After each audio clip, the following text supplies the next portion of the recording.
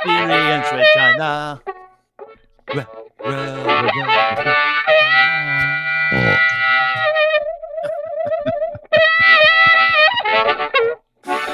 Hi friends, welcome back. My name is Dean. We are here again. It is a Tuesday. Sun is shining. Spring is here. I couldn't be more excited. Windows are open as I was running errands around this beautiful town I call home, Toronto, Ontario, Canada. And it's spring across the country, including in Alberta, where Lachlan Cross joins us today, the host of the Locker Room 957 Cruise FM in Edmonton. Little cooler today. Is it? It's like 78 degrees here in Toronto. It's quite nice. What do you got out in Edmonton? And we're supposed to get above zero. I feel okay today. Not great though. I'm on the fence about possibly going to a yoga class this evening. So like I do yoga I asked every what the day. weather was like, and now you're telling me how you feel, and you're going to yoga this evening. Well, no, nice. You said how do you feel, and I'm telling you how I feel. How do you how do you feel according to the temperature? Oh, well, I thought you cared to know more about me. I do. I really do. We'll get to how you're feeling after you tell me what the weather's like. You said just hovering around zero. It's about -1, I think. -1? Yeah. That's a welcome reprieve for -40. Right. The sun's out. Changes your mind, doesn't it? You get into the spring, you're like, man, I actually don't feel as shit as I felt during the winter. You know, like we're all hiding. Do you get a seasonal thing? No. You see, I don't anymore.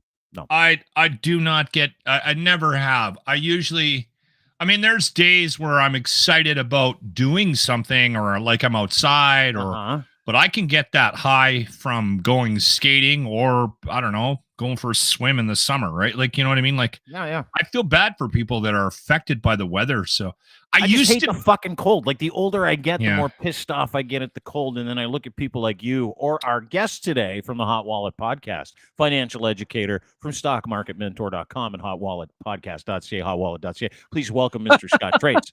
Wow. Did you like what that? an intro? Yeah, you're welcome. Hey, but you guys live in like the second coldest province in this country. Alberta minus the Chinooks. Saskatchewan. It's the land God hates. You know that.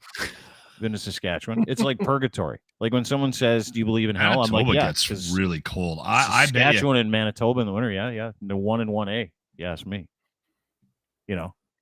I think you get a good dose of winter if you live in Alberta, if you live in Saskatchewan, or if you live in Manitoba.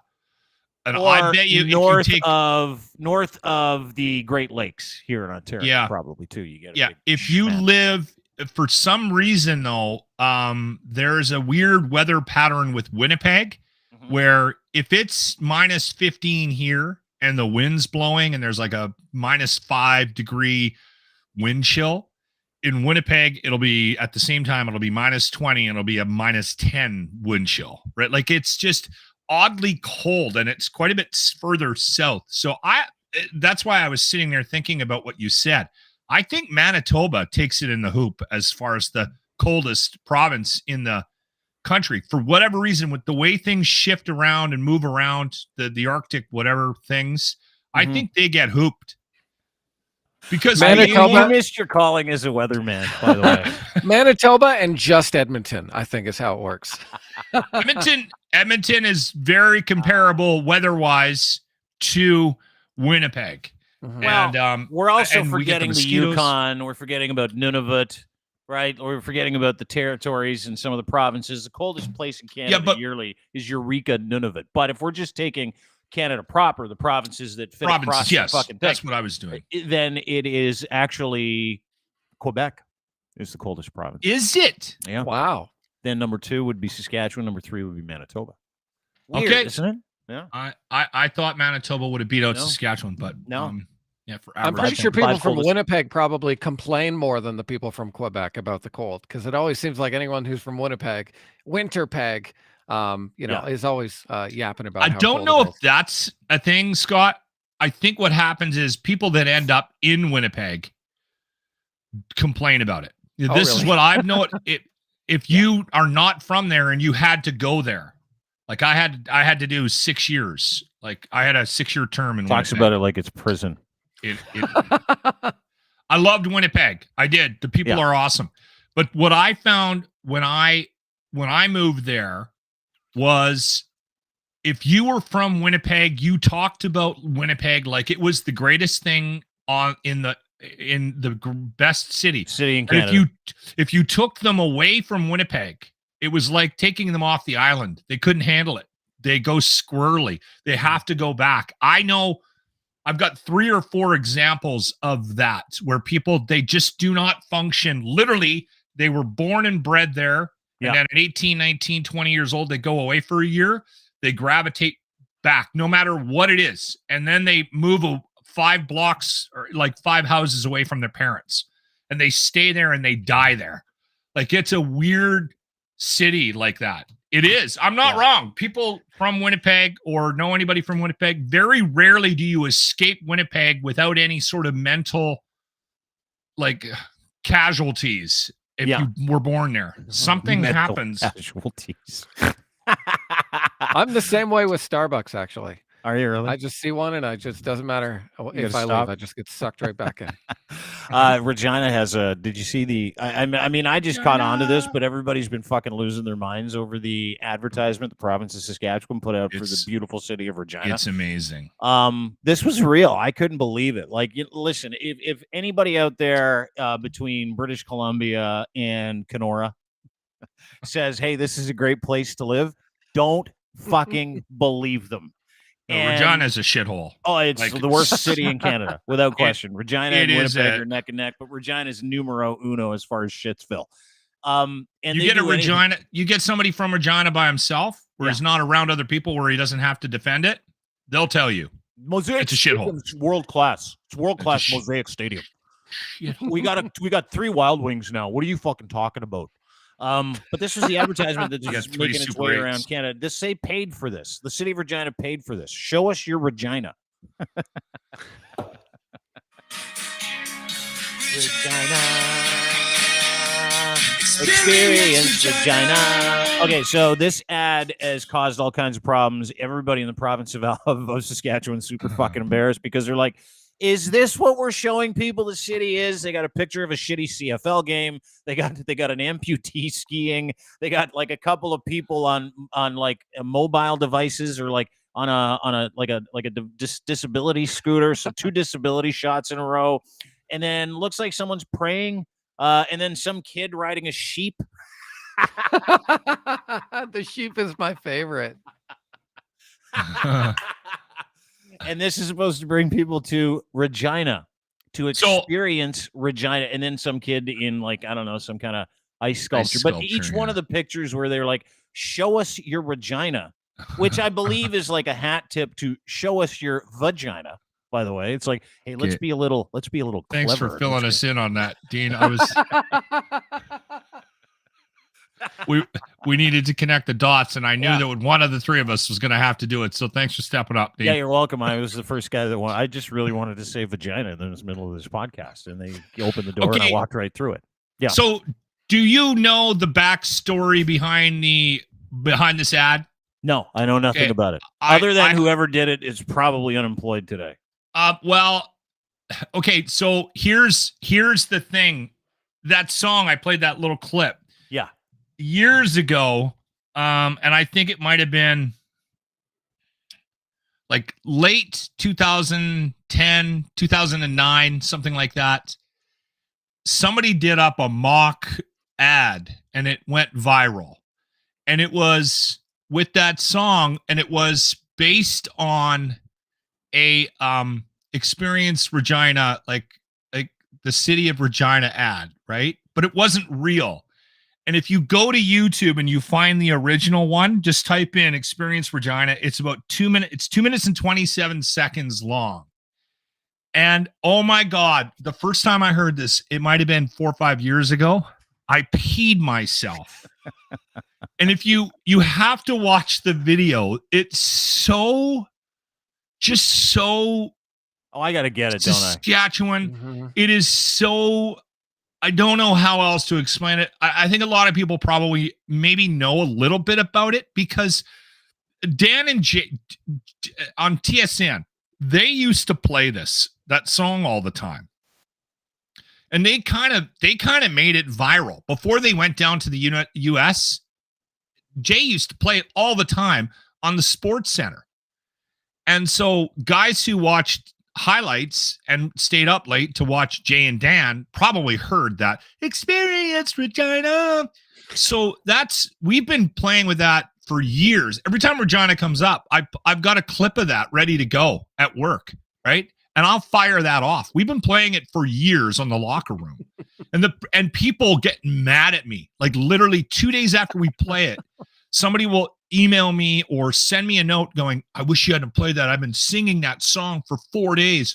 Experience Regina. It gets in you and it won't leave. It's an earworm. It's an earworm. Okay, so what ended up happening was and a it's couple pure of months mockery, back, by the way. Like the video itself is just pure mockery of the city. It was a joke, and it was so well done. A bunch of late night shows have played it and featured it. I think Kimmel has played it on his show. So anyway, what I think happened was they decided to buy in, right? To jump into the boat. And they had the song reworked. There's another version out there, and I just found this a couple of weeks ago. And it's shorter, and they are actually using it as an ad to promote Regina. I swear to God, they redid the video. This is not it. They're doing TV ads, and they redid the song. Bring people to Regina, like they're literally spending money telling people it's a great place to go and enjoy life. I think it's brilliant. They bought in, Dean. They bought in. Yeah, I get that. They're playing into the actual hosiery of the whole thing. Yeah. Yes, I get that. and they took the joke.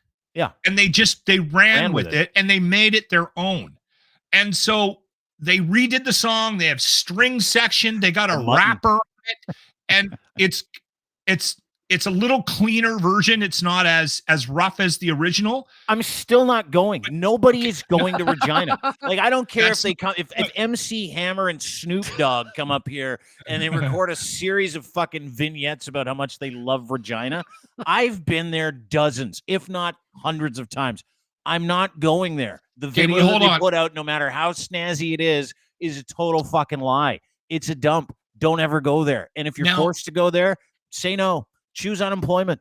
Go for Pogie. Go to fucking food banks. Beg for food on the street corners in Toronto. It is way better for you than living in that city.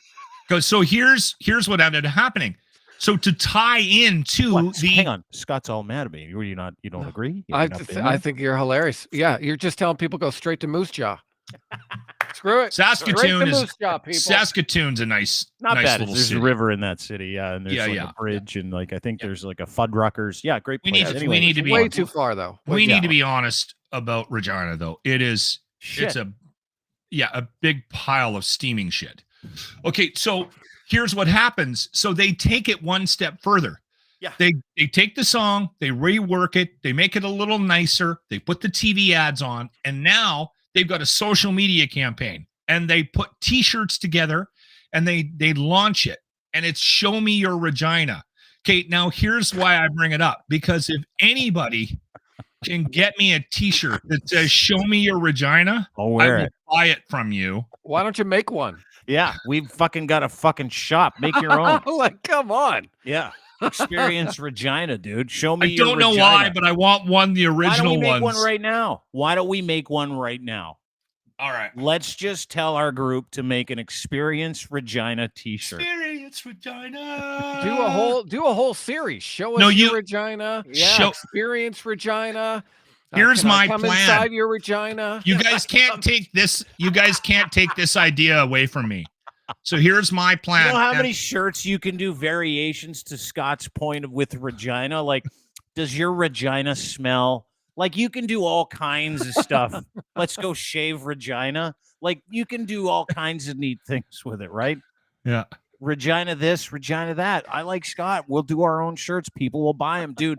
The latest craze online is this ninja t-shirt. Have you seen it? Where it's like, ask me about my ninja shirt, and they lift it up over their head, and on the inside it's got ninja eyes, and guys look like this, and they look like ninjas. I'm like, fuck, I should have thought of the ninja shirt before those guys did. It made me laugh my ass off. Do an entire Regina series of shirts, like an entire Regina's collection. for lovers. Yeah. And then maybe Regina, the city, will actually jump on top of your meme and they'll start paying you to promote Regina. Okay. Listen, I have another idea. So get all up in your Regina. Yeah. So our evening guy on cruise is on the Wolf in Regina, the rock station. He's Chad and Evan. So Evan Barron. And so he's Wait a second, he's got week. 2 different names? Like in one Evan place Barron. he's Chad and in the other place he's Evan? Chad's the other guy. He's by himself. Chad and Evan. Anyway. Anyway, he's on our evening show on cruise. In Regina, I'm Chad. From Regina. In Edmonton, I'm Darren. So he records his show on cruise at night. And so we've been phoning him on the locker room for the last month or so since he started doing it. Yeah. I'm trying to get a hold of him because I want to do a contest with him where we do a Show Me Your Regina contest, and the winner has to go to Regina. We'll pay for gas, and you drive there. What a fucking prize! And you get to have a beer with stretch of highway in the country, and you're like, we'll pay for your gas, but that's it. That is not a contest winner. That is a loser. You get to go to Regina and have a beer with Evan, and then you got to turn around and drive home. Well, actually, if we can get Super 8 on board, you can spend a night at the Super 8, take part in the water slides, and then come back to Edmonton. Listen, I think the moral of the story here, folks, if you're listening and you're listening to this on Apple, iTunes, Spotify, it's fucking stay away from Saskatchewan. Like, you can fly over it all you want. Alberta, not bad. Calgary, good place to be. They have Chinooks. BC, wonderful. Once you get through the valley, you get into the Fraser Valley and the Okanagan, it's like your world opens up. It's incredible. Stay the fuck away from Regina, though. I think that's what we're really saying here, correct? You can't go there. If you've been there, and we all have, some it's great cold, people, desolate. Some great you know what it reminds people me that of? Live in Regina. Sure, whatever, great. I'm sure there are. My nephew lives in Regina, actually, and you talk to him like, what do you like about Regina? He's like, well, I work here. Speaking of work, I got a job at the muffler shop. No, he works for the Riders, actually. That's where does he? Oh yeah. So if you need any like half cut watermelons for your head, he's got a line on a whole bunch of them. Well, maybe we can turn our Experience Regina, Show Us Your Regina contest and do a fundraiser for him. Yeah, do a football game. He actually might get fired after this whole dissertation about how much I hate the city.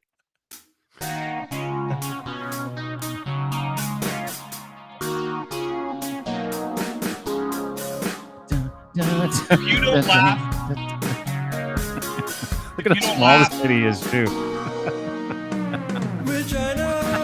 my God, it is so well done. It's so good. It's so good because really you don't know whether it's real or not, right? I think it is. You losers. This was not real. It was fake. There's a cherry tree in front of there's a lady with a buffalo. There's the sky. There's a pigeon. Oh my God, they have Canadian geese. That's crazy. I gotta go. Anyway, Alberta's better. That's where Scott and Lachlan are today. And really happy you're here today, Scotty. The Hot Wallet podcast is one of ours. It's your podcast. It's an educational time frame piece that he likes to put together from time to time. If you're one of these guys that's into crypto and you're trying to figure it out, if you're financially responsible and you want to learn about things, I cannot tell you that you can trust a podcast more than my friend Scott Trades, who also works Thank you, buddy. stockmarketmentor.com. Yeah, pleasure. I have a very different opinion of this whole thing. That's why I wasn't asked. Locke hasn't heard a single episode, and yet he sure has an opinion about it. Yeah, he does. No, he hasn't listened to 1 second of your podcast. I've listened to all of them because of quality control, QC, as they say. Good. And I'm like, I don't understand a fucking thing this guy's saying, but man, the audio's terrific. Scott. Thank you. Well, I appreciate that. Yeah, I do work hard to make to make it quality and really to put research and come to it with, kind of a mid-range bias, right? Like, I'm obviously a bull. Like, I want things to go up. When I'm buying stocks, it's because I'm buying them to go up. When I'm buying crypto, it's because I'm buying them to go up. But that said, I still am a realist, and so I do a lot of research to to interview some of the people that I talk to, and then to put together some of these commentary pieces, like the one I did for banking.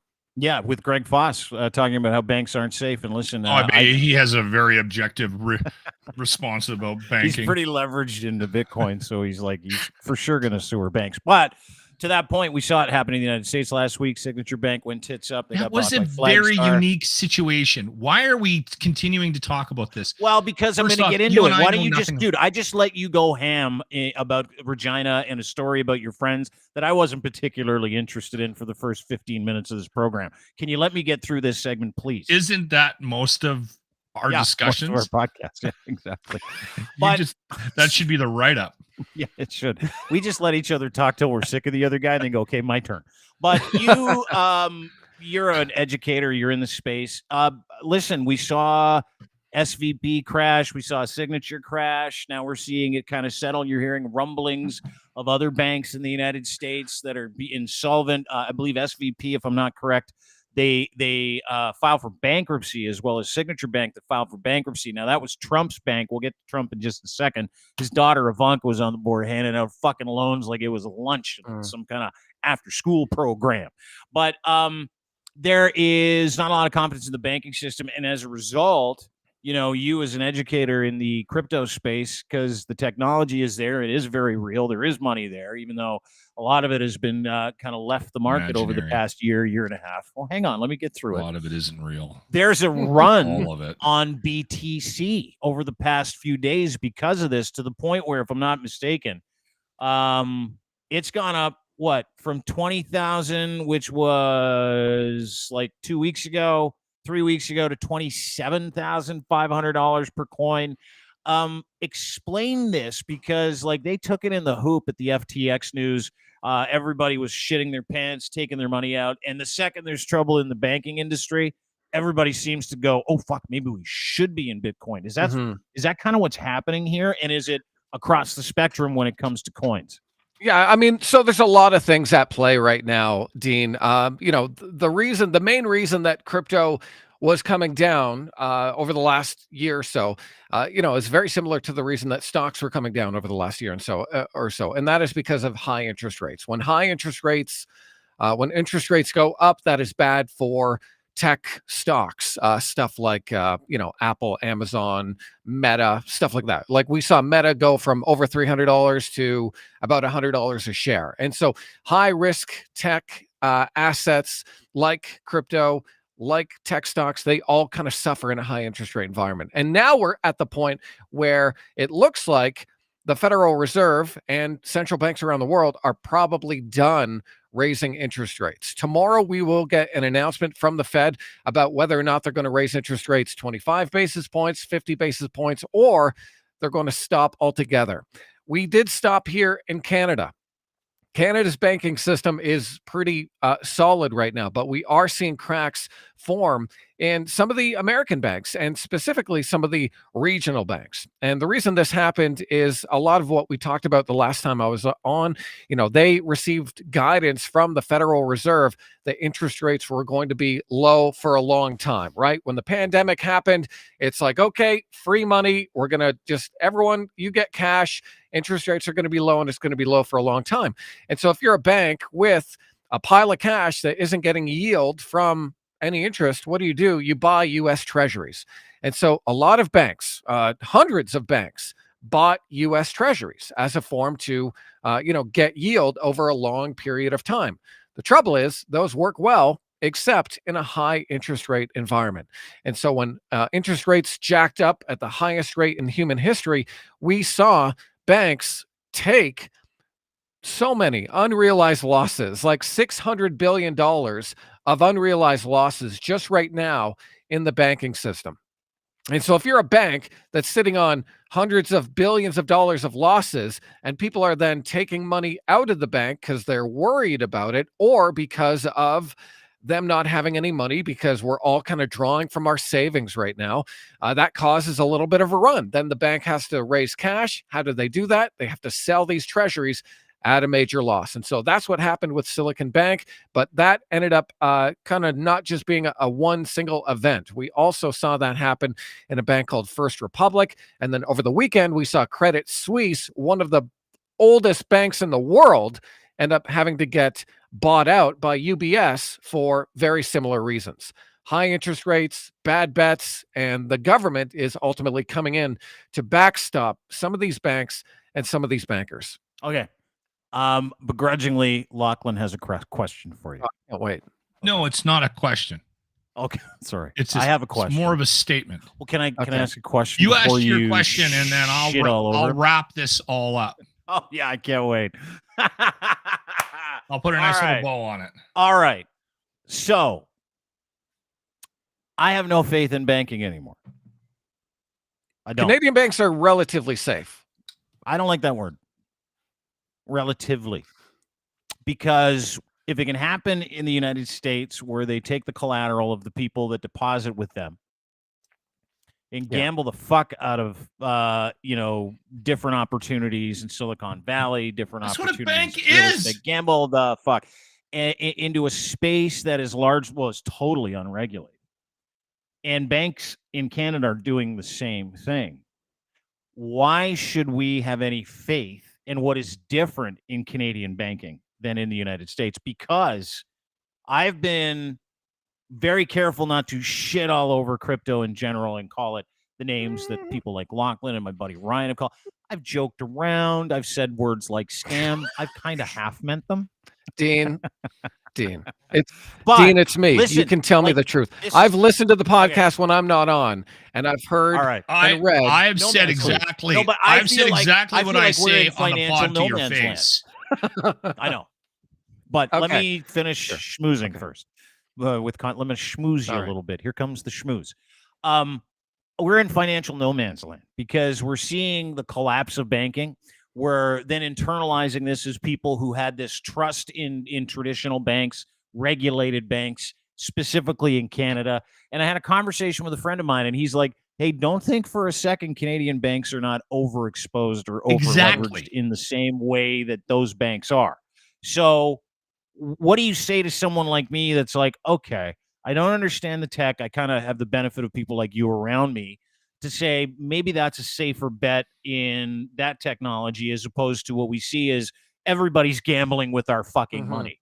Like, who's the better gambler here at this point? And are we safe in Canada? That's my question. I'd like you to answer it. And I have a dumb guy response to that, too. For a definitive statement. Sure. On the whole so Canada's banks are relatively safe because of regulation and because we only have a few. There's only a handful of banks here in Canada, and they're pretty much too big to fail. 5. You know, Toronto Dominion. Yeah, what are the regulations? That's what I want to know. Well, they have to have a certain amount of money in the bank. They can only compared leverage to themselves so how much much money they have. Yeah, exactly what Lachlan's saying. In terms of leverage, they can only lever themselves to a certain point. Where in the US, they have big banks and they have certain regulations and they're pretty much backstopped by the Federal Reserve. But then they have smaller banks. Like I was listening to someone talk yesterday, and there's a small town in Montana, and they have 11 different banks. And not just 11 different, it's not like one, that's Wells Fargo over there, that's Bank of America. No, 11 different individual regional banks in one small town of 50,000. And so from my understanding is there is probably a couple thousand banks that could go under in the US, just generally, because banking seems to want to consolidate, and Americans are now looking at the Canadian system saying, you know what, maybe having only a handful of good banks is a better idea, because that way we can monitor them a little closer. So can I just because I like to give the dumb guy explanation here. Sure. Okay.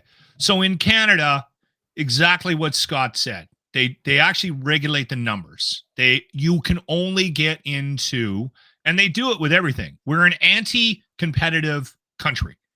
We're anti-competition in this country. We create companies, we create industry around big guys, and then we let them prosper, and we do everything we can to keep the other guys out, so that it's the way our government is set up for years. Okay. Yeah. In Canada, from what I understood, I've listened to a couple of podcasts and read a bit about the banking situation down in the States. We have bumpers up like bowling that they don't have in the States. Mm-hmm. So insurance would be one of them. certain amount of deposits you have to have on hand. Would be They another. have similar regulatory issues. We've copied them, and they've copied us. We do the same thing in the banking industry in the United States as they do in Canada and in Europe. There's a template, right? It's just down in the States, it's a fucking free-for-all. Anybody can start a bank. So what ends up happening is, and this is the same thing in any of the financial institutions, whether you're looking at banking, whether you're looking at investing, whether you're looking at like stocks, or you're looking at Bitcoin, is guys get into that industry, they take a certain amount of money, and then they gamble with it. Okay? Right? And this is why I get frustrated, because I'm anti-Bitcoin doesn't mean I'm pro-bank. I've said to people, you're part of the problem. If you're giving your money to these fucking idiots, you're allowing them to gamble with your money. And what they do is they lend you money, they take your money, they take your loans, they learn all about the financial industry, and then they throw it out there and they try to make money for themselves. Without you, that's exactly it. They're fucked. They don't have anything. And down in the States, there's just way more options because anybody can start a bank down there. Mm-hmm.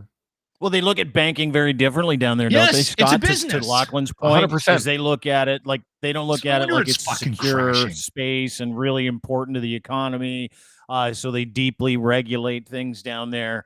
They look at it like, hey, listen, this is free enterprise too. So let's deregulate certain things. And I know Donald Trump deregulated certain banking institutions back when he was the president, because they wanted the ability to get out from those bumpers that were put in place after 2008. Because there were bumpers put in place. Trump for killed banks and them. loans in 2008. Fannie Mae, and he killed it because all of his pals are like, we want to gamble the fuck out of the deposits that we have in the banking system. Right? Is that not correct? Yeah, there's a low amount that they have to. I think it's like 10%. So they are basically 90x levered to their deposits in most cases, which is a lot. And so Dodd-Frank, I think, is some of the regulations that you're talking about that came in place after 2008. I mean, if anyone wants to know what is going on, just watch The Big Short, because it's very similar. The Big Short was all about doing it with credit everything. Crunch. They're doing that. They're not just doing it with mortgages now, Scott. Mm-hmm. They've opened it up into all form, and anything that's got something attached to it from a lending perspective. They're fucking around with it based on the lack of regulations from the Trump era. I'll just finish up with this one thing. And I've said this to Scott numerous times whenever I take a shot at him or he comes back on me on Twitter. I wish him all the best, because I know that he goes down in his basement after smoking a bowl on his deck after he walks his kid to the bus. That doesn't happen till he's ready for bed. We've talked about this. It's a nighttime activity. I have 10 hours a day downstairs. He has a prescription. Downstairs in front of computer screens trying to feed his family. And I wish him all the best. I do. And the thing is, Bitcoin is never going anywhere. It just isn't. It's never and here's why. Because there's too many people on the planet that want to make money. There's always that dream. It's like the lotteries. The lotteries will never go away when people all of a sudden realize that, hold on, only one person wins and millions of people are buying tickets? Well, that's bullshit. We are always going to have these things around to dump our money into. And I'm glad for that, because I need Scotty. I actually want Scotty to do well in life. But Scotty doesn't do well unless there's volatility. Because what he does is he sits there and watches all these fucking numbers and graphs and charts and goes, I'm going to buy here, I'm going to sell here, I'm going to buy here. Is that true, Scott? Is that so true without that volatility, your whole business is volatility? Is that 100%. true? He's not wrong in that way, because if I'm a swing trader. I swing trade momentum. Yeah. If his line was like this, he would make jack shit, and him and the kids and the wife don't eat that week. So he loves this shit. He loves the up and down, and this got stolen, and that got revenue. Of course, everybody does in that system. You don't like it because you don't understand it. Like, you just get mad. I'm not moving the market to do well. I'm the sheep. I don't have time to spend all day watching fucking computer screens, and I'm the guy that fucking dumps my money into it, and he's fucking takes advantage of it and makes a living off of dumb guys like me.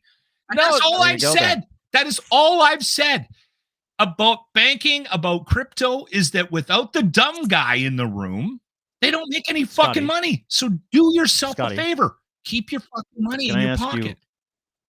Sorry, I glazed Not over there. wrong. What was Way it? to advocate for his business on this. I want you to podcast. do That's well, though, tremendous. Scott. So I hope there's dumb Thank people you. out there Yeah, listening thanks. right now. They're going to dump money into it. You know what? It means so much right now. Scott, let's have a real talk for a Okay. second. Okay. Now that Lachlan has spit I'm his done. vitriol There's on so many- banking there's a lot there. institutions, he's done. There's a lot I there. love it. Dude, it takes all kinds. I love this perspective that you have, even though I solidly, I think, disagree with it.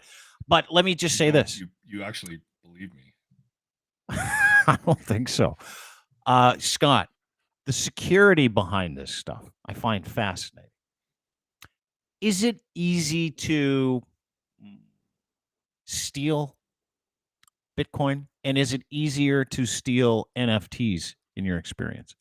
Do you have any experience in that regard? So I've never had any Would you Bitcoin mind- stolen from my wallet. I have had some NFTs stolen, actually. It's funny you bring that up. Recently? Yeah, interesting. Yeah, just over the weekend, I had some NFTs stolen. As What? as I was in a sedated kind of state of mind, I saw a link come up on one of my it was an official Twitter account, but the Twitter account got hacked. And the way that I found out about this NFT that this Twitter account had was they just tweeted out, "Hey, we are minting an NFT," and I'm like, "Oh, good, they're minting another one. Let's go!" And so I ended up having about $3,000 worth of NFTs stolen over the weekend. But it was my own fault because I always tell everyone, don't click on any links. Doesn't matter who it is. Don't click on a link. Go to an official website, look for an official. But this was like, me kind of off guard, being like, oh, wow, yeah, I gotta get that. And I mean, that's how easy it can happen. So there is always, with anything financial, there's always going to be a form of fraud. So you have several NFTs, and I don't find it funny, especially when friends of mine have things stolen from them. I get angry. Oh, it's fine. It was play money anyways. I love how he looks. He's like, fuck, dude. Dude, I don't have $3,000 $3 worth of play money. $3,000? Who cares? I'm rich. That's not what I said. I'm just, you take the good with the bad. Yeah. There are good trades and there are bad trades, and losing money is part of trading. There are days where I make a good amount of money in a day, and some days you give it back, and that's just part of the business. So you get this link. Let's just educate people. You get a link. I just did. I think we can move on. Before or after. Oh, Loch, you loves this. Look at his face. He's like, yeah. Now let's talk about how secure this shit is. So you get a link, and did you have a nice cannabis strain prior to actually opening up that link? Was that part of the problem? It may have played a part. Okay, so you smoke a bowl. Someone sent you a DM, and they're like, "Hey, we want to mint those NFTs," and you're like, "That sounds awesome." And you're like, "It wasn't a DM. It was just a public. It was just a public tweet." And I'm like, "Oh, worse. this is coming. This is coming from the official account. It's got to be good." And then I was like, "Oh yeah, I should try it." And I tried it on my phone. I tried it on my phone. It didn't work. And I'm like, "Man, it's not working." I know. I'll run downstairs. I'll boot up the computer. I'm going to get one of these NFTs. Now, here's why, Dean. You're like, "Oh, that's dumb. Why would you do that?" So this guy who was selling the NFTs initially, I bought one of his NFTs for $8 American. Mm-hmm. And I sold one of his NFTs for over 2,000 American. And so I thought, oh, he's releasing a new one.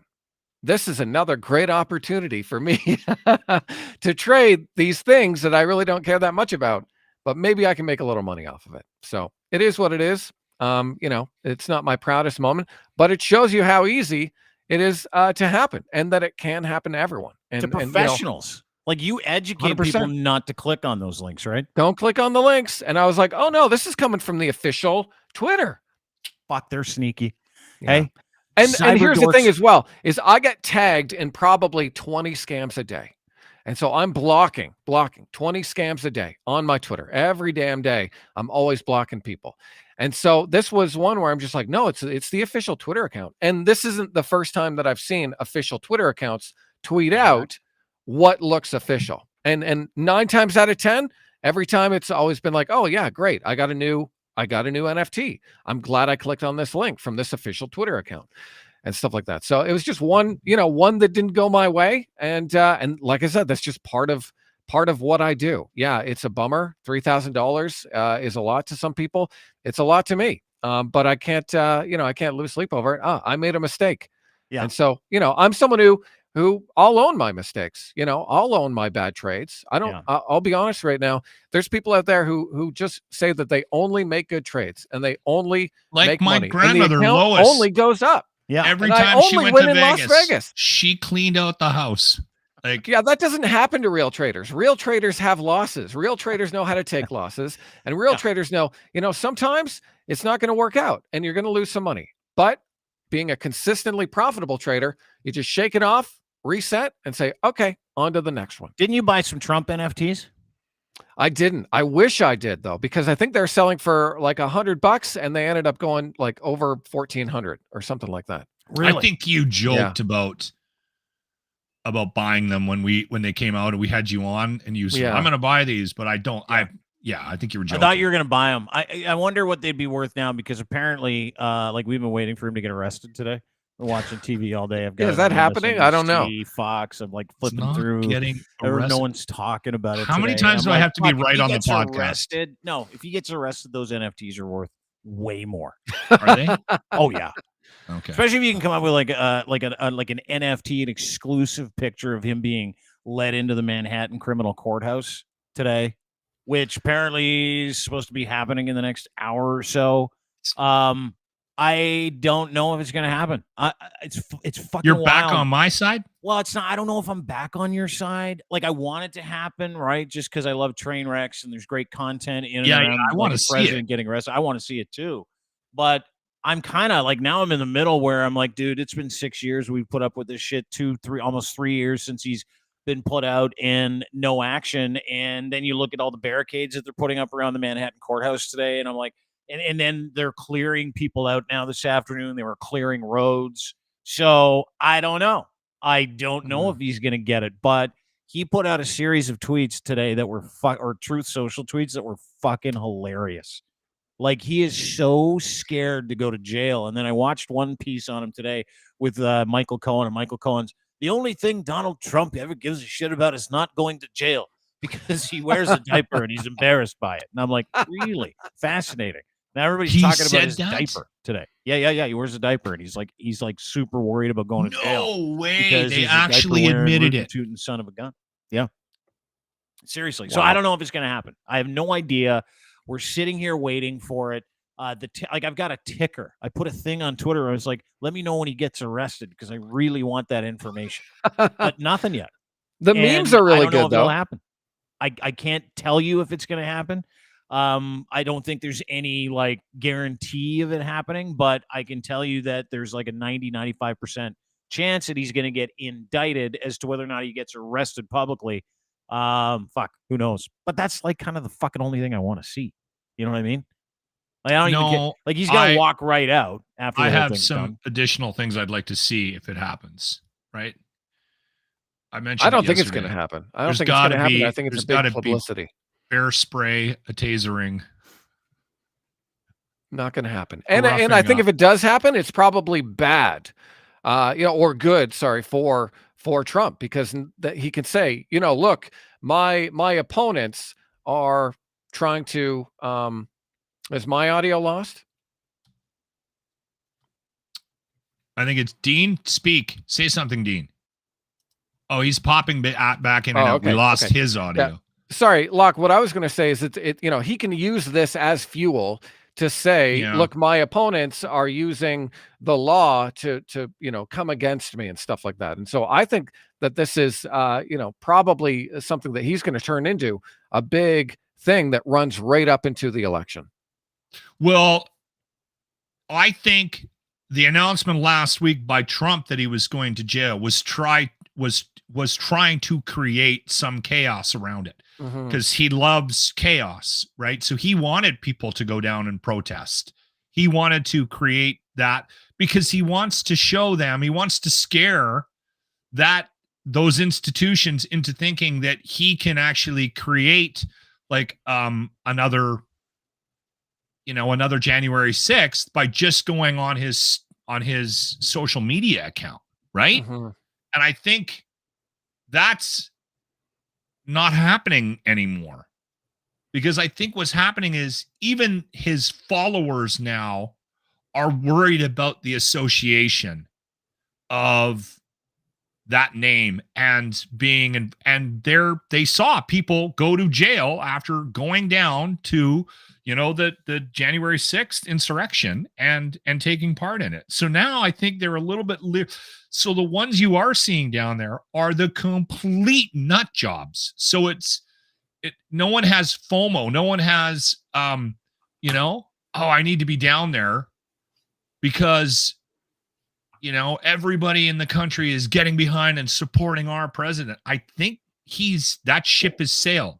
I still think he has support from the Republican side, like from the party. I still think there is a sense of what his name has at the polls, but I think that following that grassroots thing, I don't know. I don't think it's the same anymore.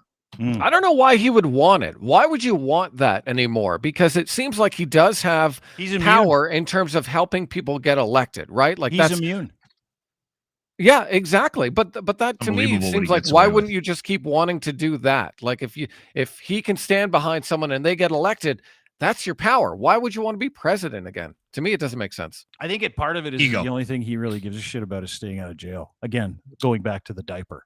Like, I think he is petrified of jail. I think that he's always been petrified of jail. If you ask any of his biographers, the only thing he really cares about is not going to jail. But back to your point of anxiety and stress, like, listen, I don't handle anxiety and stress well. When I know that something's coming, like whether it's a lawsuit or whether it's a pissed off employee or someone I work with, or whether someone has a problem with me, not even me knowing that I've done something wrong, I can't fucking handle it. Like, I'm that guy that's like, oh, fuck, my insides crawl. It prevents me from being an asshole, by and large, right? But that guy has 7 investigations, all federal, 1 local. He's going to jail, and this is the least of his crimes. We're talking about racketeering and treason in Georgia. We're talking about inciting an insurrection, which is fucking treasonous and seditious. That's still on the menu. We're talking about fraud and money laundering through Truth Social. That came out last week. Russian money laundering in the millions, hundreds of millions through Truth Social. There are so many things going on around this guy. If I know that I'm in trouble, I can't operate during the day until I get out of trouble. Like, I'm one of those guys that has to fucking deal with it because it's going to sit on my mind and I don't want to worry about it. But this guy is fucking immune to it. That's what's incredible to me. He's one of those guys that's like, yeah, whatever, I don't care. I'm like, one of those things would put me in a fucking like stress coma. He's got several of them. It's narcissistic. I did the same thing. I know. We went through it yesterday. I talked about it on the show this morning. I had somebody text me and go, "You are clearly a fucking moron. You have no idea what you're talking about. Stick to radio and shut up." Because I did my whole thing about him being a narcissist and how none of this bothers him, right? And I got that. But are you guys not like that? Like, if you know you're in trouble, absolutely. No, every human being on the planet is like that. When you have conflict in your life, some are better at it. Some are better at dealing with it than others. But it stresses everybody out unless you're a psychopath. Like, that's what he is. He is a psychopath. Yeah. Legit. It's wild, right? And the thing is, I mean, I'm very loosely paying attention to this because I've tried to disconnect myself from the Trump. Like, it's too much. It was too much when he was president. It's still too much. The constant coverage. I gotta walk away, and I'm only capable of digesting just a bare minimum, just to sort of give me the idea of the facts. I heard a guy this morning actually talking about the 7 indictments, the pending indictments on him. And I can't remember which one, but he was going through the list of them, and he was going, This one doesn't mean anything. This one really doesn't mean anything. This one doesn't mean, but this one is gonna fuck up. Right. And I don't remember which one it was, but I think it's the one in Georgia. Yeah. The one where he was on the phone. Racketeering and treason. Yeah. There's 3 phone calls of him trying to fucking steal the election. 3 phone calls. That one is the one that is going to burn him to the ground. But the thing is, this guy said none of these cases will come to fruition before he gets a chance to actually officially run in the next election, is what he was saying. And the irony of this Stormy Daniels one, and he may be screwing himself here, is if he doesn't I don't know how it works exactly, and somebody listening might be able to correct me in the chat. But from what I understand, that if he does go down to the courthouse and does step in front of a judge for this, that he will start the clock on a process that will take too long before the election.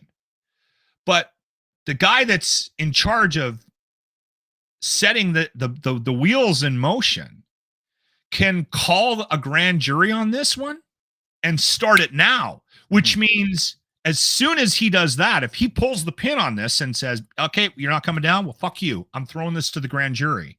And again, I don't know all the ins and outs of it. I got a rough understanding of it. Yeah. The wheels will be in motion, which means it could end up biting him in the ass and causing him problems for the election. So, but he's such an egomaniac that if he can find any way of avoiding going down to the courthouse and presenting himself and doing the walk of shame, he won't do it. Right? So this one might end up biting him in the ass, and it's believed that's why they're pushing so hard for this one. Mm-hmm. Yeah, the grand jury has to decide, and we don't even know the indictments. Like, we don't even know what the charges are yet, but it's going to be fascinating because it's apparently supposed to happen. Because it's all speculative. You got to go. You've got a hard out at 4:00. Is that correct? Yes. Yeah. Okay. Do you want to go or you want to stay? No, let's finish this convo. Let's go. I'm done. I'm done with okay. this convo. We're going to move on to another one. That's why I was.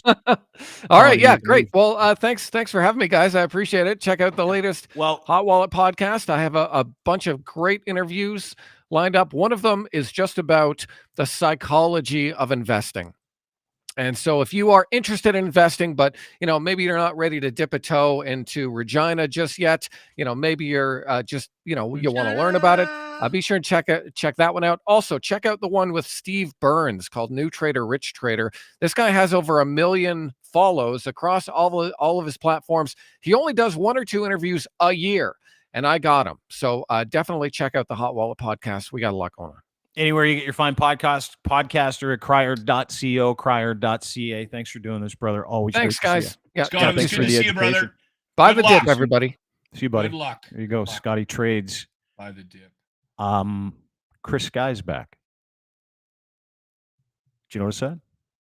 Is he's running for mayor in Toronto? Yeah. Okay. I thought he wasn't allowed in Ontario because of warrants.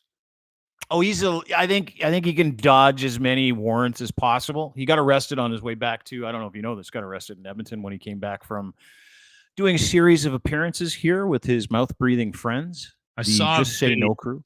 Yeah, you saw the video of him getting arrested again in Edmonton. That was, I believe, the 26th time in the past 28 months he's been arrested. Don't quote me on the exact number, but it's in and around that. Those are his words, not mine. Apparently, he got arrested in Amsterdam and Ireland, and then quoted saying that was the 24th or 25th arrest in like 25, 26 months. Very criminal-like, right? When you get arrested like 24 times or 23 times, whatever, a couple dozen times in a couple years, very criminal-like. Would you not say? Like that's what criminals are. Like criminals get arrested when they do really terrible things, and if they get arrested a lot, it's criminal behavior. At least it appears that way. Well, this is one thing that I've learned from watching some movies about crime. Yeah, is that most of the people that are in jail and commit crimes think they're innocent. They don't think that behavior is criminal. I didn't do it. You didn't do it 24 times, Chris? No. So they're all fucking out to get me, all of them. Yeah. Anyway, so I put a story up about it because he's running for mayor and he got arrested in Edmonton, and his arrest videos are all the same. It's cops coming up to him being an asshole.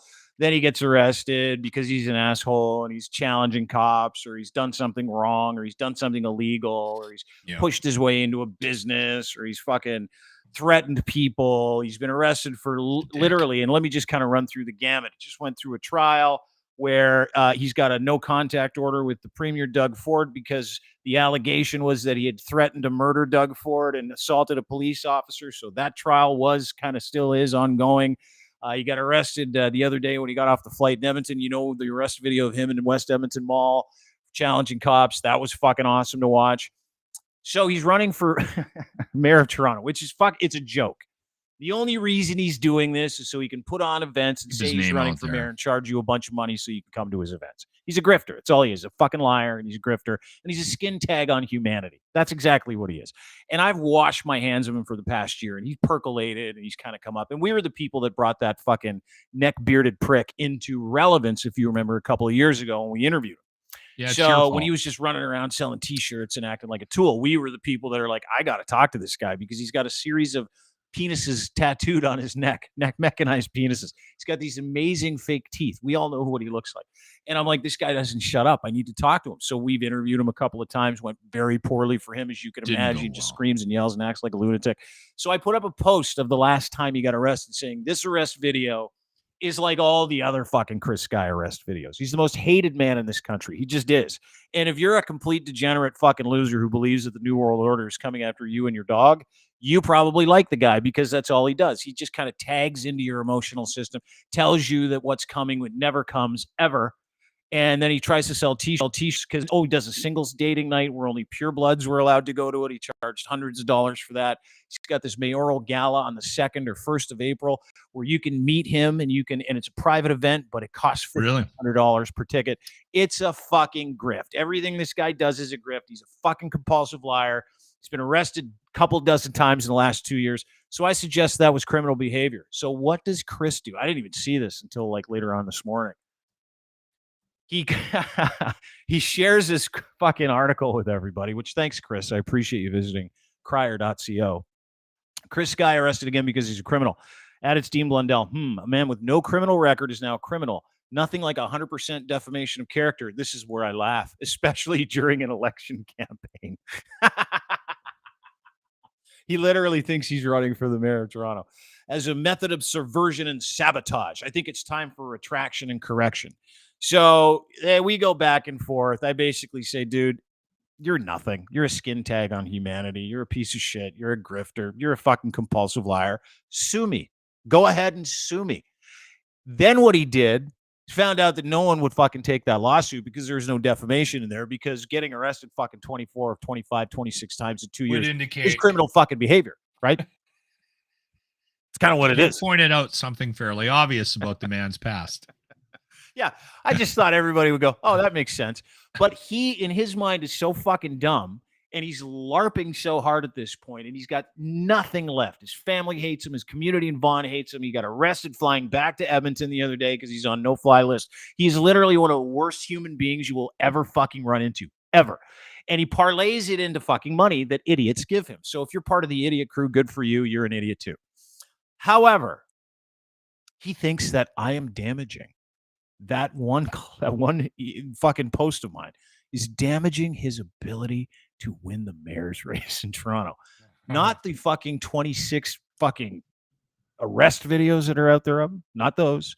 Not the litany of assaults. Not the litany of racism, Holocaust denial. None of those things. It was me pointing out that getting arrested 25 times is criminal behavior. That's how fucking dumb this guy is. Well, so fucking stupid. He also likes to keep his name out there. Fucking skin tag I've ever encountered in my life, and I fucking love it. Chris, please sue me. That would be great. You won't find anybody other than maybe one of your dad's construction buddies to help you out.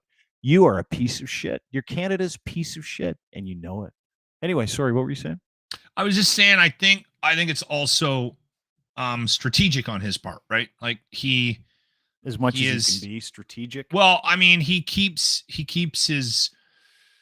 his name out there, and you have a following, and when you do anything online, it gets out there, right? So if he can fight back and get people, going back and forth with you on Twitter, then he can get another 75,000 views on his tweet, right? So yeah, whatever. I'm think it's past part of that it. stuff though too. But the bottom line is that But that's why he comes after you, because he knows magically stupid, dude.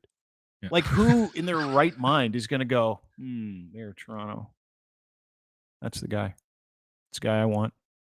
Guy that's been arrested 26 times in the last fucking 27 months or whatever. That's my guy. The scary thing about municipal politics. You know what I want? I want a guy that lets his dogs shit in the house and makes porn in his dad's show homes to be my next mayor. That's what I want. So the scary thing about the municipal politics is that so few people vote. And if you have enough candidates, it can really dilute the process, right? We see it all the time in small towns, right?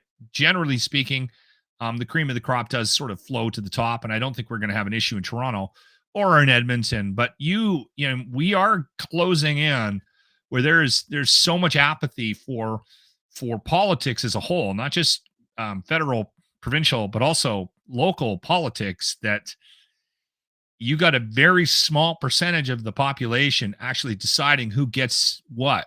And yeah, it's scary times. I'm sorry, but you could have enough nut jobs out there to have an impact on a local election. Maybe, like I said, maybe not in Toronto, maybe not in Edmonton, maybe not in Calgary, maybe not in Vancouver, but eventually we're going to see one of these crazies. Well, we've dude, remember the dude that showed up at Trudeau's house? Yeah. Dude, we've seen, there was a guy that won some seat in small town Alberta that was at the Coots blockades the whole time they were down there. Like, seriously, he's nuts. Yeah. He got in. He's being paid to represent citizens of a community, and he's a lunatic. I don't, dude. That's why Donald Trump won. Like, it's crazy, but at least he had a pedigree and didn't have a series of dicks tattooed on his neck and didn't get arrested 27 times in fucking 2 years, right? Like, he had some panache, even though the rest of the world was like, "God, are you fucking serious, America?" But America revolted on their political system by putting a total idiot in office, right? We got a comment in the chat. Danielle Smith did not win anything. Her and her cronies just ran out the guy that that tried to shoot to the middle. Jason Kenney beat Rachel Notley in Alberta. She is just acting. She's pretending. She's keeping the seat warm. This guy wants to be the mayor.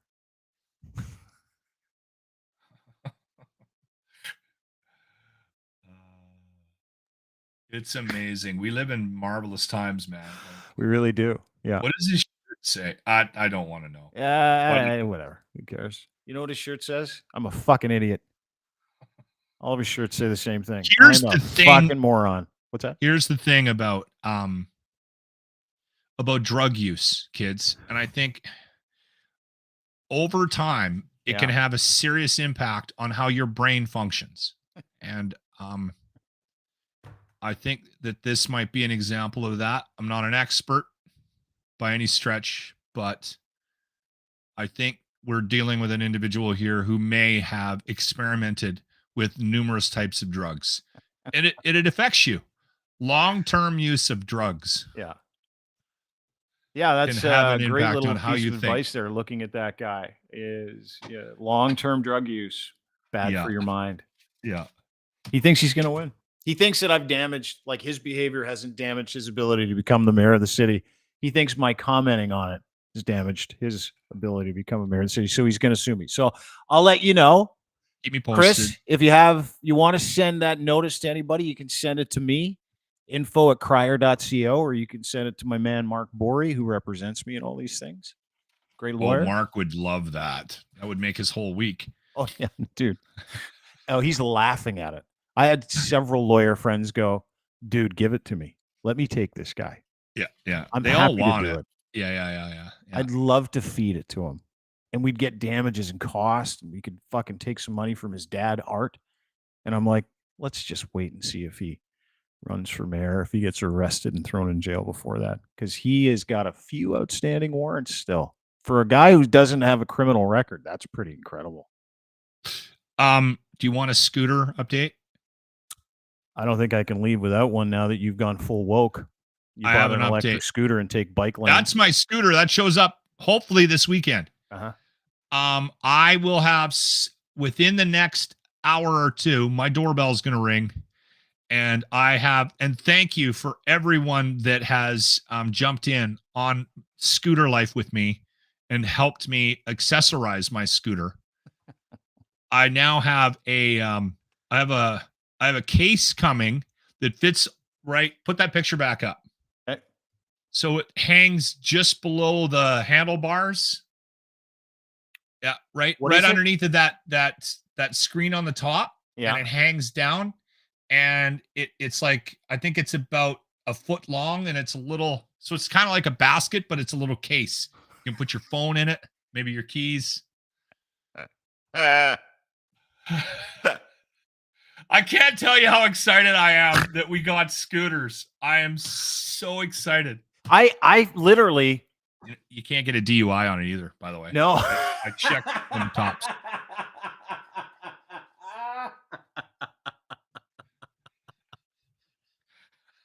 The truth fucking comes out.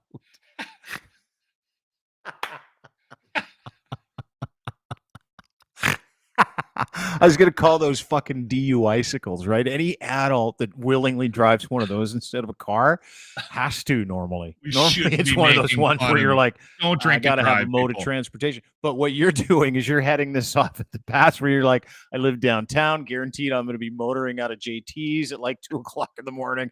I cannot drive drunk. No, JT's isn't in my 15-minute city. Fuck out of this thing. JT's is not in my. I'm going to Sherlock Holmes. Right, that's only a 6-minute scooter ride. I checked it last night.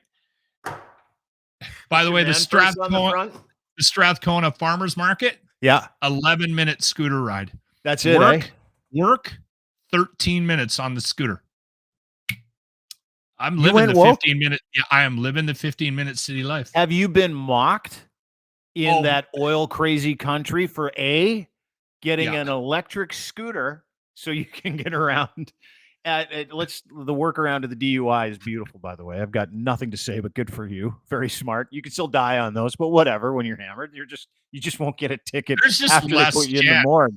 Yeah. But I'm doing 40K and I've had 6 beer in me. Yeah. If I get hit by a dump truck, I'm dying. Yeah, for sure you are. And you'll get but you won't get a DUI ticket for it at the end of the whole thing, right? So the family doesn't have to live with this memory of, Dad was drunk. You can always just point to the fact that he was new on a scooter as opposed to hammered. Oh, he's new.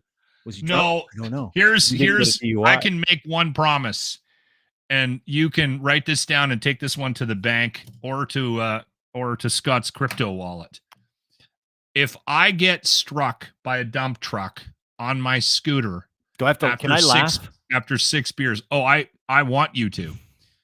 I want comedy songs. I want bits. I want a whole show dedicated to the fact that I died drunk on a scooter. I can guarantee you that my family will let you know not only that I died on that thing, but also how drunk I was, because they'll check my wallet for the receipt from the bar. Oh, yeah, you had 7 pints. When they find your wallet across the street with your lower half. Oh, that's exciting. You think you're like unsafe on a motorcycle. Wait till you get hit on a scooter. But good for you, man. You went full woke. I'm shocked that the people of Alberta aren't fucking up in arms over you doing that. They are. I got a little abuse this morning. Did you get some hate mail? People I did. Like, because you went full Trudeau. Like, you've embraced Trudeau's dream for Canada. That's what you did. Yeah. So everyone on scooters using bike lanes. The one text this morning was that, and there was a tinge of anger. So for last 5 years, I've been listening to this asshole. He called me this asshole because he knows he's talking to Jimmy on the text. Jimmy goes, "There's a text in there for you." This asshole's been bitching about bike lanes. Now he moves downtown and buys a fucking scooter. What a loser. I think that's verbatim. I'm glad that Like I you said, recognize it too. a tinge of anger. Yeah. Well, dude, you spent like hours on this podcast raging about bike lanes, like out of I nowhere. still We'd be think talking it- about COVID. You're like, you know what else pisses me off? Oh, Bike lanes.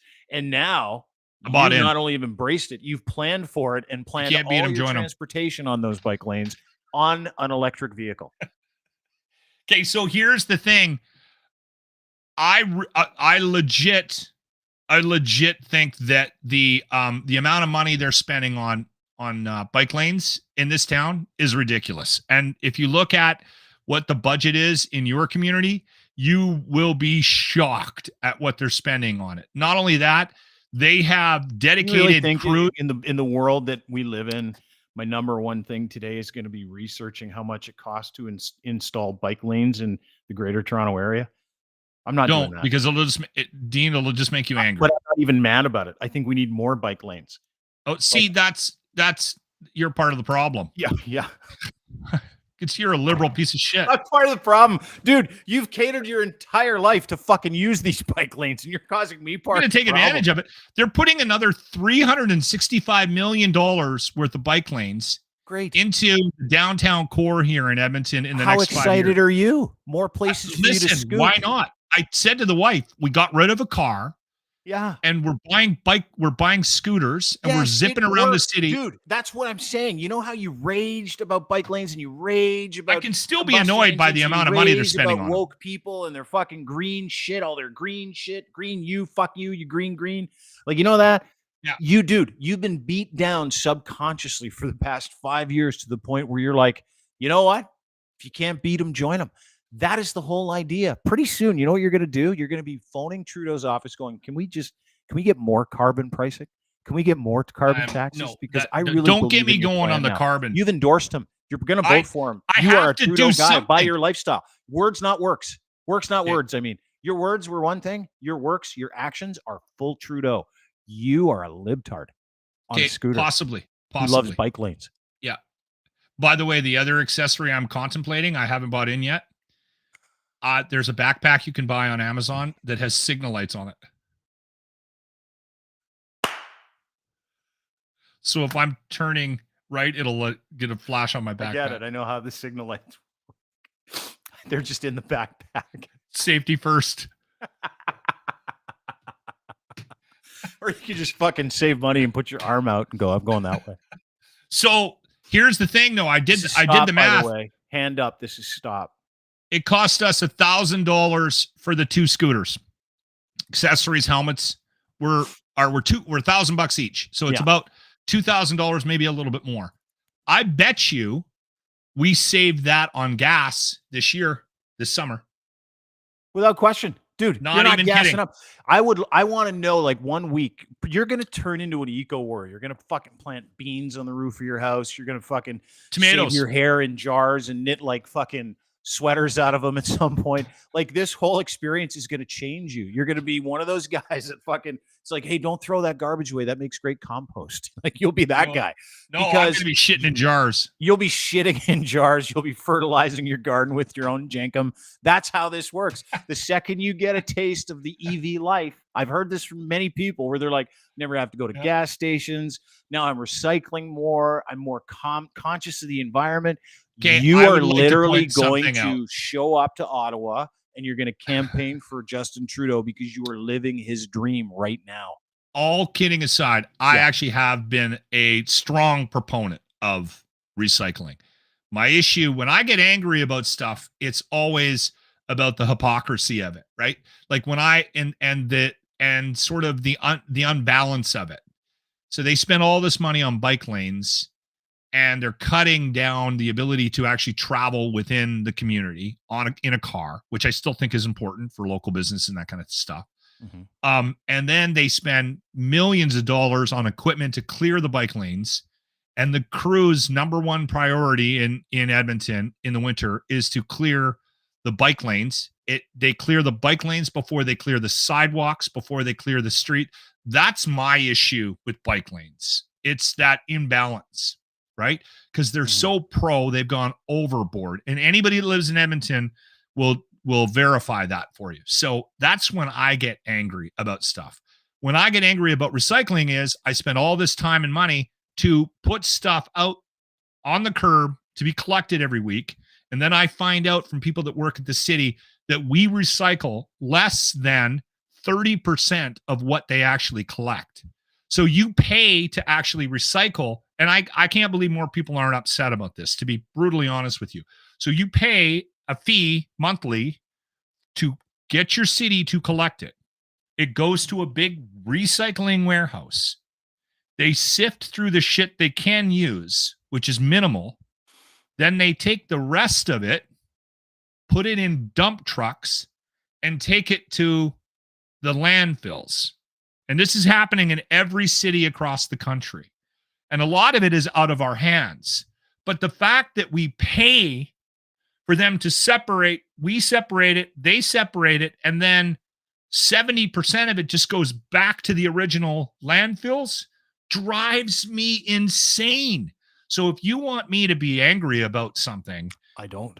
Create that kind of environment for me, where that kind of that imbalance in something. And that's where people are telling you what to do, but on the back end, they're not doing it themselves and they put you through the inconvenience. Yeah, I get that. I get that. But you raged about bike lanes. Love them now. By the way, can we listen? Do me a favor. I'd like you to start to refer them as scooter lanes. I'm taking over them. I'm taking them over. And God, if anybody sees any other accessories, like a bell. I might get a flag. You're gonna get a bell? Oh, dude. Mine comes with a bell. Oh. I want a big orange flag though. Get an F Trudeau flag. As soon as dude, on a scooter. I am writing that down. I am writing that down. F Trudeau flags for scooters. That's going up on the Locker Room merch page. Yeah, it has to be a little sticker you can fit on the side or maybe on the tread. You could get it with grit too. You can make that your grit tread. Do you know how many fucking grit tread stickers you would sell for scooters in Edmonton? Don't even know what that is. Dude, just jump into the opportunity. Like, I know we hate the flags and stuff like that, and they're very divisive, but at this point, who gives a fuck? Like, if you're going to jump in. On Amazon and Pinterest, like, if you go on Pinterest, you could, like, type in fuck Trudeau on Pinterest. There are thousands of things you can buy that say that on them. Yeah. Thousands. Do I agree with it? Absolutely not. Do I think it's disingenuous? For sure. Did I just see a tweet that said Pierre Poilievre voted against having an investigation into Chinese and Russian interference into the political system in Canada? Yes, I did see that. But go ahead, get the fuck Trudeau thing. Put it on your scooter. Have fun with it. Sell it. Embrace it. Or what you could do is really change people's minds. You could do an I love Trudeau sticker. And you can put it on your scooter because more people will believe that on a scooter than anything else. It's funnier if there's a fuck Trudeau flag on my scooter. On scooter? All right, good. Good to see you, buddy. Thanks for stopping by. Little Regina before we leave. On the way out, yeah. Experience it. Experience Regina. You can experience Regina by locking yourself in a Wendy's freezer overnight. All right. I'm out of here. Or you can experience Regina by not showering for a week and camping outside the front of your house. Good to see you, brother. Good to see you too, buddy. Take care. Lachlan Cross, 957 Cruise FM in Edmonton. This is where you can find him. And you can find him on Twitter as well, at Lachlan Cross. Also, thanks to Scott Trades for coming. He's our stockmarketmentor.com. Check him out there. He's an educator.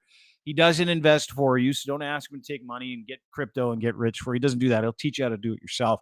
Got a great podcast, too. Please go and download, subscribe to it. It's called the Hot Wallet Podcast. You can get it anywhere you get your fine podcasts. Go to hotwallet.ca, and you can check him out there. Follow him on Twitter as well, at Scott Trades. I want to thank you for being here. Another big record crowd today, which is kind of nice. Nice to watch it grow. More importantly, nice that you spend time with us because you can get more time. Can't get more time. You can get more shit, but can't get more time. And really appreciate you guys spending it with us today. Don't forget, this is only possible because we've got great partners and sponsors like Ed's Fine Imports. We wear his Gitch. So should you. Gitch, engineered for any level of performance as everyday life, brings you this pair of underwear, luxury boxer briefs, pouch in the front, buy 3, get 1 free. Use promo code GITCH3 at checkout. They're made for all levels of performance. You can run, walk, sprint through your day. You can go through a series of meetings in these things. And not only do they keep everything dry and cool, and not only do they have moisture-wicking fabric and barely their fabric, as a matter of fact, they've got an incredible waistband and an excellent pouch for Canadians. We know we need bigger ones up here. Canadian made, Canadian design. Gitch is your underwear, boxer briefs, luxurious ones that you can get right now at edsfineimports.com. Check them out. Massive online store as well. Clothing, footwear, accessories. Got some lady stuff, boy stuff, great brands, wedding packages, gift cards, the whole deal. Plus, you can get a consultation. But go and buy Ed's Gitch. You get 4 for 3, 3 for 4. That's it. No, 4 for 3, 4 for 3. And use promo code GITCH3. GITCH3. Check them out today. My friend Rob Kivlikin, tremendous lawyer in Southern Ontario. His group of defense attorneys are there for you. You need to speak to one of them, and you're in Southern Ontario up against it. Wrongful arrest, any offense, any defense that you need, any assault, white-collar crime, civil litigation, wrongful. I mean, that happens a lot. Some people get accused of things they didn't do. This is your guy. He's my guy, and he needs to be your guy too. I trust him implicitly, and you need to do the same. If you're up against it, some kind of legal issue, you need to go to Kivlaw Defense Lawyers today. Go to kivlaw.ca or email the principal, Robert, at kivlaw.ca right now if you want to speak to a lawyer. Consultation is free. He is very helpful, and you need a guy like this on your team when you're going through it. So make sure you check them out today at kivlaw.ca. And last, of course, but not least, my friends, at Cantork, Canada's assembly tool experts, making rugged, hardworking, beautiful torque wrenches, bolting and fastening, loosening solutions for industries like nuclear power, the railroad industry, heavy machinery, the steel industry. There are bolts and fastening and loosening solutions that would blow your mind. And there are people out there that come up with those solutions. And in Canada, easily the market leader, as they provide torque wrenches and bolting project solutions for the rest of the world, is Cantork. They moved all of their manufacturing back to Canada a couple of years ago. They're intensely proud of what they accomplish here in this country for their industries and our industries and industries around the world that need beautiful torque wrenches. Canada's leading industrial tool experts, offering the very best in sales, service, rentals, calibration, maintenance, custom fabrication of industrial torque tools. No matter the scale of that bolting project, they are solution people. My friend Colin Livingston might be one of the greatest G's on the planet. So make sure you get a hold of him by going to cantork.com, hit the learn more button. You'll get put right through them. Again, cantork.com. Check them out today. Have a great day, everybody. Appreciate you being here. See you tomorrow right here on this very program. And then we'll be back on Thursday as well. My friend Nate Pike on Taking Back Alberta from the Breakdown podcast will join us. So great couple days lined up. We'll see you tomorrow. Have a wonderful day. Appreciate you being here. Don't forget, try and be nice to each other. Go Trump, go. Let's get that arrest. Let's get that indictment. I want the perp walk. So I'm going to go watch right now. Have a great day. See you tomorrow. Bye.